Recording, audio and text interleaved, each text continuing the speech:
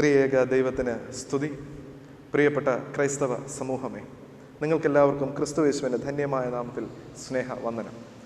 കൂദാശ എന്ന വാക്കിന് ആഗോള ക്രൈസ്തവ സഭയുടെ പരിസ്ഥിതിയിൽ ക്രിസ്തുവിനെ അനുഭവിക്കുന്നതിന് ഏറെ പ്രാധാന്യമുള്ള വാക്കാണ്. എബ്രായ ഭാഷയിൽ കാദോഷ് എന്നും സുറിയാനി ഭാഷയിൽ കാദശ് എന്നും അർത്ഥമുള്ള കൂദാശ വേർതിരിക്കപ്പെട്ടത് എന്നർത്ഥമാക്കുന്നു. ഈ ലോകത്തിൽ വേർതിരിക്കപ്പെട്ട ഒരു സമൂഹത്തിലേക്ക് അത് വിരൽ ചൂണ്ടുന്നു. ഒരു മനുഷ്യ ജീവിതത്തിൻ്റെ തുടക്കം മുതൽ ഒടുക്കം വരെ കൂദാശയിൽ അടങ്ങിയിരിക്കുന്നു. അഥവാ കൂദാശയിലാകുന്നു ഒരു മനുഷ്യ ജീവിതം തുടങ്ങുന്നതും ഒടുങ്ങുന്നതും. പൗരസ്ത്യ സഭയുടെ വീക്ഷണത്തിൽ കൂദാശ എന്ന് പറയുന്നത് ജീവിതമാണ്, ജീവിത ശൈലിയാണ്. എന്താണ് കൂദാശ? വേദപുസ്തകത്തിൻ്റെ പരിസരങ്ങളിൽ നാം ചിന്തിക്കുകയാണെങ്കിൽ ഉൽപ്പത്തിയുടെ പുസ്തകത്തിൽ തന്നെ കൂദാശയുടെ അനുഭവത്തെക്കുറിച്ച് വിവരിക്കുന്നുണ്ട്. ഉൽപ്പത്തിയുടെ പുസ്തകം പറയുന്നത് ഈ സകല ചരാചരങ്ങളും ദൈവം സൃഷ്ടിച്ചു എന്നാണ്. ഈ ലോകത്തിൽ കാണുന്ന എല്ലാത്തിനെയും ദൈവം സൃഷ്ടിച്ചിട്ട് ഒരു കാര്യം കൂടി ദൈവം ചെയ്തു. അതിൽ എഴുതപ്പെട്ടിരിക്കുന്നു, എല്ലാം നല്ലത് എന്ന് കണ്ടു. ഈ സർവ്വ ചരാചരങ്ങളിലും ദൈവം നല്ലതായിട്ട് കുടികൊള്ളുന്നു, അല്ലെങ്കിൽ ദൈവത്തിൻ്റെ തേജസ് കുടികൊള്ളുന്ന അനുഭവമാണ് കൂദാശയുടെ അടിസ്ഥാനപരമായിട്ടുള്ള തത്വം. പൗരസ്ത്യ സഭയിലും ഇത് തന്നെ നാം കാണുന്നു. സങ്കീർത്തനങ്ങൾ 19:1 കാണുന്നു, ആകാശം ദൈവത്തിൻ്റെ മഹത്വത്തെ വർണ്ണിക്കുന്നു, ആകാശവിധാനം അവൻ്റെ കൈവേലയെ പ്രസിദ്ധമാക്കുന്നു എന്ന്. ദൈവത്തിൻ്റെ സൃഷ്ടിയായ ആകാശവിധാനം അവൻ്റെ കൈവേലയെ പ്രസിദ്ധമാക്കുന്നുണ്ടെങ്കിൽ മണ്ണും ചാരവുമായിരിക്കുന്ന മനുഷ്യരും ഈ ദൈവത്തിൻ്റെ കൈവേലയെ പ്രസിദ്ധമാക്കുന്ന അനുഭവമാണ്. അതുകൊണ്ട് പ്രിയമുള്ളവരെ, വേദപുസ്തകം പഠിപ്പിക്കുന്നു, ജീവിതം കൗദാശികമായ അടിസ്ഥാനപ്പെട്ട് ഒന്നാണ്. ജീവിതത്തിൻ്റെ ഉടനീളം കൗദാശപരമായിട്ടുള്ള അനുഭവങ്ങളെ നാം കാണുന്നു.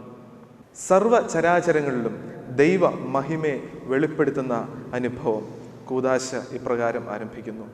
പൗരസ്ത്യ പാശ്ചാത്യ സഭകളിലെല്ലാം കൂദാശയുടെ അർത്ഥം വ്യക്തമായും കാണുവാൻ സാധിക്കും. പാശ്ചാത്യ സഭകളിൽ 7 കൂദാശകൾ എന്ന രീതിയിൽ കാണുകയാണെങ്കിൽ പൗരസ്ത്യമായ നമ്മുടെ സഭയിൽ ജീവിതം മുഴുവൻ കൗദാശികമായിട്ട് കാണുന്നു. ചെയ്യുന്ന എല്ലാ പ്രവൃത്തിയും കൂദാശയാണ്.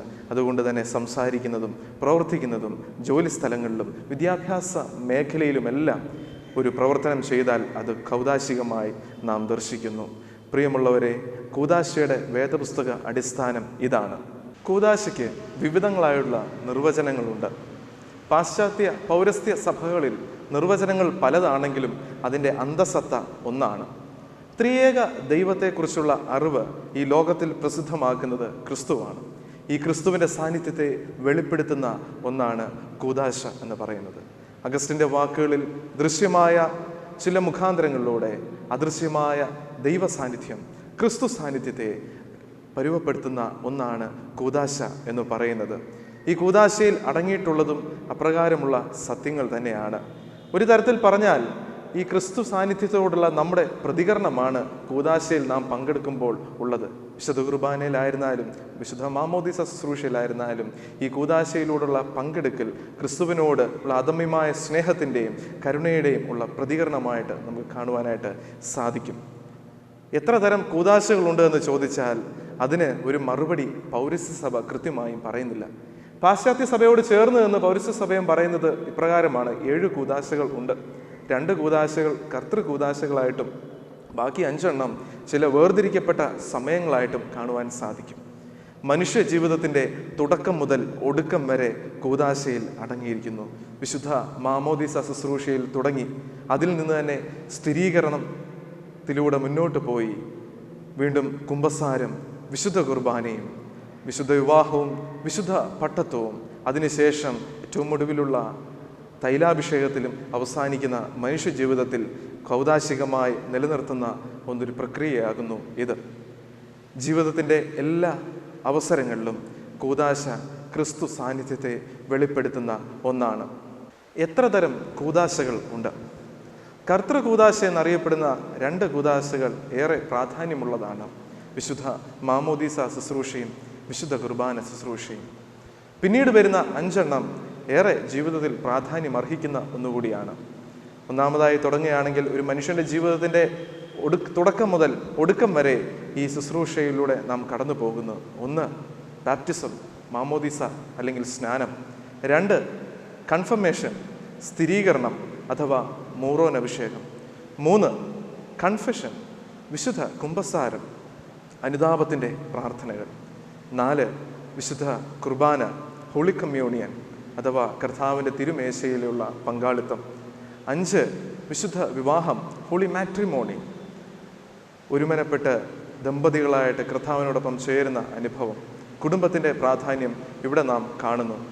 6 ഓർഡിനേഷൻ അഥവാ വിശുദ്ധ പട്ടത്വം. 7 അനോയിൻറ്റിങ് ദ സിക്ക്, തൈലാഭിഷേകം.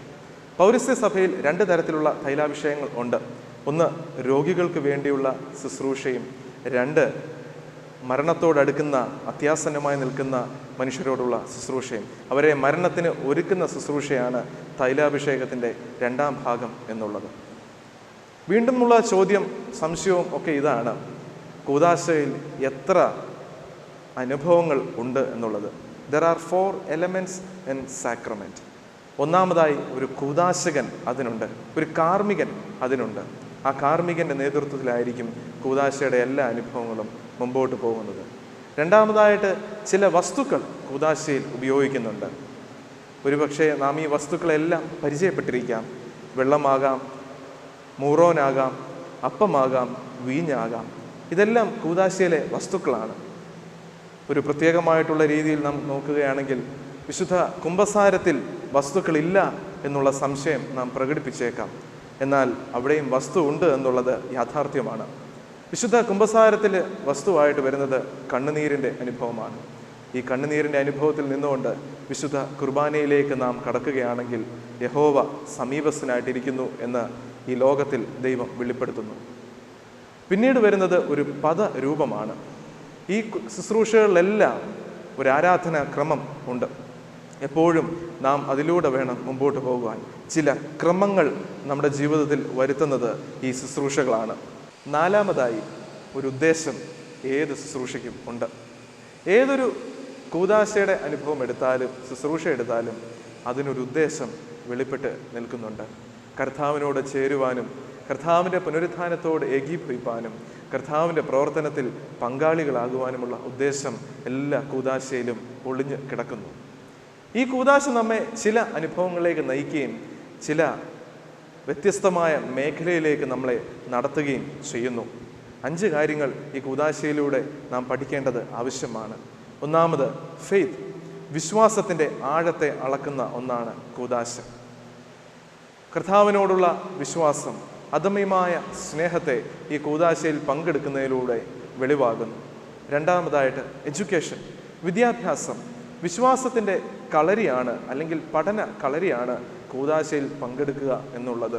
ഈ കൂദാശയിലൂടെ കർത്താവിനോട് ചേരുവാനും ഈ വിദ്യാഭ്യാസത്തിലൂടെ കർത്താവിൻ്റെ വിവിധങ്ങളായുള്ള പ്രവർത്തനങ്ങളെക്കുറിച്ച് പഠിപ്പാനും കർത്താവിൻ്റെ ജീവിതത്തെ അറിയുവാനും നമുക്ക് സാധിക്കും. 3മതായിട്ട് മിഷൻ, ഒരു ദൗത്യത്തിലേക്ക് ഇത് നമ്മെ നയിക്കുന്നുണ്ട്. കർത്താവിൻ്റെ വേലക്കാരായിട്ട് ഈ ലോകത്തിൽ മുഴുവൻ സൗരഭ്യവാസനയായിട്ട് മാറുവാൻ കൂദാശയിൽ പങ്കെടുക്കുന്നതിലൂടെ നമുക്ക് ആഹ്വാനം ചെയ്യുന്നു. വിശുദ്ധ കുർബാനയുടെ ഏറ്റവും ഒടുവിലത്തെ ഭാഗവും അതുതന്നെയാണ്. പോക സമാധാനത്താലെ നിങ്ങളുടെ ശുശ്രൂഷ നിർവഹിക്കുക എന്നുള്ളത്. ഈ മടക്കി അയപ്പെന്ന് പറയുന്നത് ശുശ്രൂഷയിലേക്കുള്ള ഒരു തുടക്കമാണ്.